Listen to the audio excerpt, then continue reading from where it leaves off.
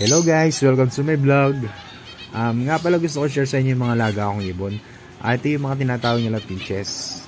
And then sa taas is mga African Lovebird. At yung iba is mga parakeets.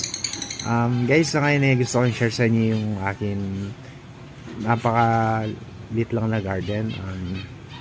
Aking mini garden. Kung mapapansin is ano yan, naka-cover yan paikot na net. Ito nga pala yung ginawa kong DIY mini fish pond. Amazing! Isa lang yung yan guys, isa lang gulong na biniyak ko. Sa totoo lang guys, medyo nahihirapan ako dyan kasi first time kong bumiyak ng gulong, kutsilyo yung gamit at saka martilyo. Pero kahit pa paano is tagumpay ko naman nabiyak. Tapos dinikitan ko lang ng mga shell sa gitna, semento yan. Tapos naglagay na ako ng mga watering plant. Kung mapapansin is maliit lang mga isda linigay ko dyan guys.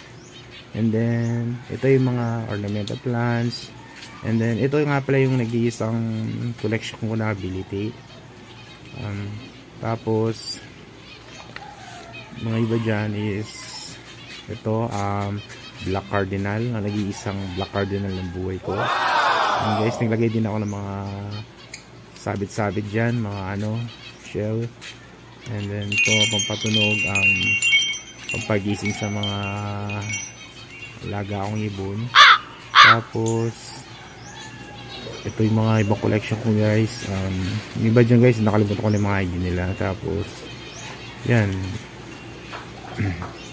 Sa ngayon guys, pansamantala ito muna yung garden ko kasi mas malong sa kabilang lupa doon kasi mas magandang gumawa ng greenhouse doon. Kaya kasi may mga tanim pa akong talong doon, kaya dito na muna. And sa akin guys, ito muna may share ko sa inyo. Abangan nyo na lang yung gagawin kong part 2. Salamat!